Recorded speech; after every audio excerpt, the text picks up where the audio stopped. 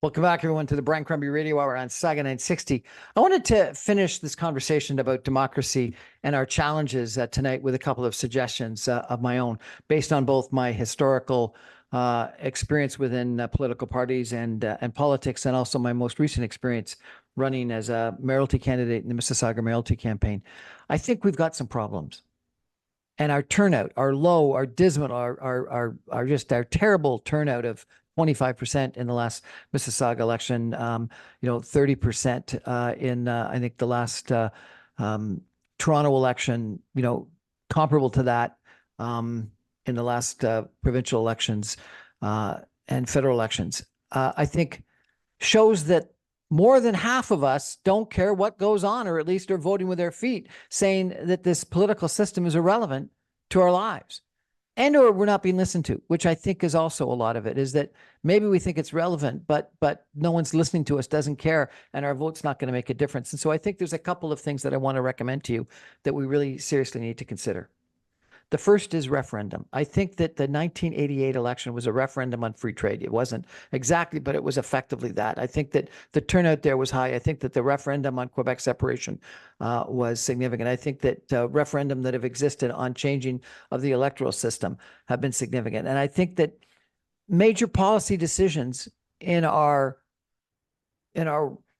world today should be decided by the people, not by elected representatives. You think about why we call a riding, it's because as far as a horse could ride in a half a day, we don't need to have that kind of representative democracy for every decision, particularly major decisions. And I think if we put, for an example, the separation of Mississauga from Peel, or the amalgamation of Toronto, or, NIMBYism versus yes in my backyard, those types of planning policy attitudes, to a vote of everyone in a referendum, turnout would go up dramatically. The policy discussion would be far more intense.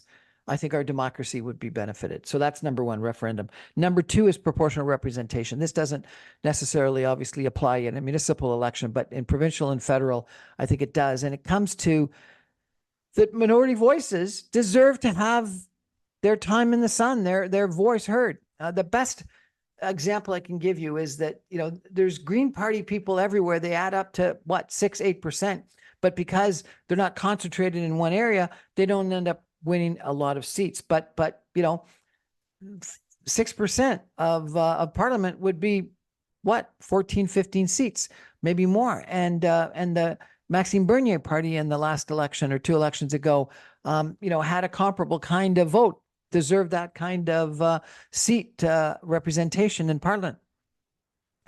There were 15% of the people in the trucker convoy, 50% of the Canadians that supported the trucker convoy. So not a majority, not even a plurality, but a sizable minority. But they weren't listened to. They weren't in Parliament. They weren't heard. The Prime Minister didn't sit down with them. And so what they do, they objected, they protested, they occupied. And that's a natural expression. If you're not being heard, if you're not being listened to, you're going to do something such that you get heard.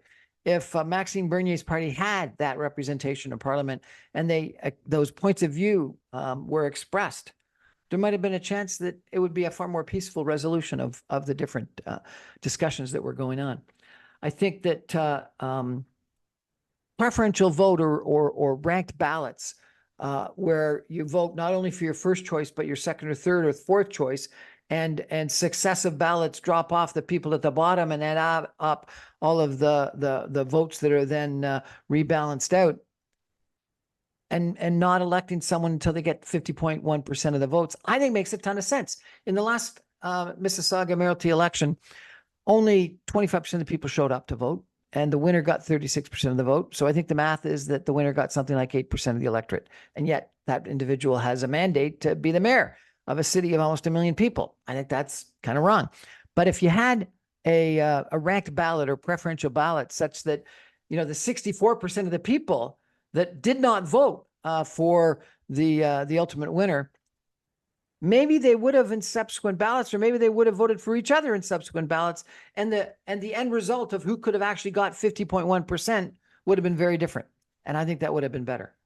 I think that recall is a great threat of disciplining an errant candidate slash counselor or or MP or MPP. We've seen this in California a lot. We've seen it in the last Calgary mayor, and I think is a powerful incentive for people to do really good jobs. And then finally, I think the debates have got to be better organized. I think that particularly in this last mayoralty in a society that I participated in, these different rules that were unobjective and changed all the times and changed between different organizations and didn't have a set sort of policy. Number one, discouraged anyone other than the front runners from participating.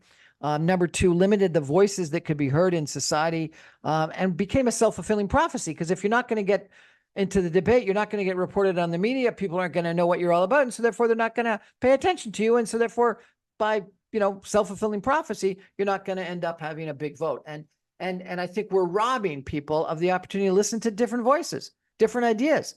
And I think that we therefore should have a set process. And I think it's been well established in the United States, where you invite everyone initially, and then you limit it over time with really objective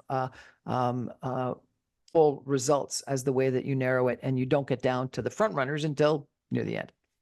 Anyway, a couple of ideas: referendum, proportional representation, runoffs, recall, preferential or ranked ballots, and better organization, more fair, objective organization of debates. And the whole idea here is allow more people to be listened to. I think about that Norman Rockwell picture that, so many of us see of that, gentleman that's standing up in the middle of the crowd and speaking and having his voice be heard. We don't do that often enough. We only allow the elected politicians up front to speak. We need to hear everyone. Let's reinvigorate our democracy. Thanks. That's my ideas for tonight about democracy on the Brian Crombie Radio Hour on Saga 960. Good night, everybody.